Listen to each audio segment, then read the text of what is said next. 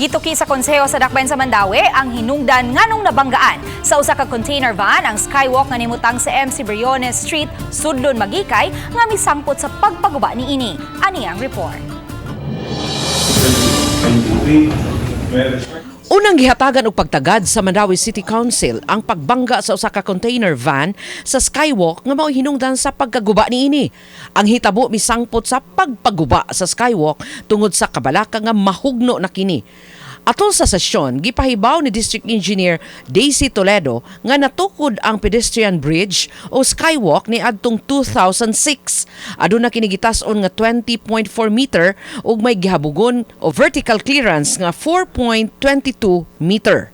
Mato di Toledo, Marso 6 nahitabo ang unang insidente diin mibangga ang usa ka container van sa skywalk. Sa pagka Marso 28 o kaha Marso 29, nahitabo ang ikaduhang aksidente diin mibangga ang laing van sa skywalk apan giingong nakasibat dayon. Si Konsehal ni Risa Sun Ruiz nakapangutana kung matuod ba ang mikatap nga taho sa social media nga tungod sa overlay kung pagsapaw-sapaw sa asfalto ang hinungdan sa pagkasangit sa container van. It was too thick so that the vehicles passing through it sa pedestrian walk masangit kuno. Apan gipadaplin kini ni Toledo. Kara asfalto nana siya scarification before that.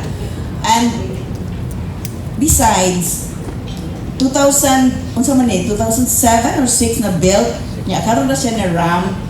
If that is true, then logic could tell us nga daghan na kay nasangit.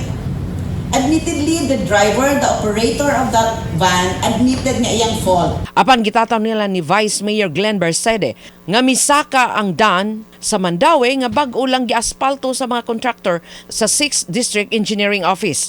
Mausab kini ang nabantayan sa ubang mga konsehal sa Mandaue City. Ikaw hindi na overlay ang nabuhin na kay once kung ito overlay, kapilapin na sa siminto. Ibaong jud siya balik sa National Road, patag siya na nindot kayo asfaltado, pero mukalit kag bang kay tungod nanay difference. Yeah, masangko sila may blame on. Hinuon mipasalig si Toledo nga iyang ipasusi sa technical team ang nabantayan sa mga konsehal sa Dakbayan. Uban ni Clans Gabutin, Chal Valiana, Palitang Bista.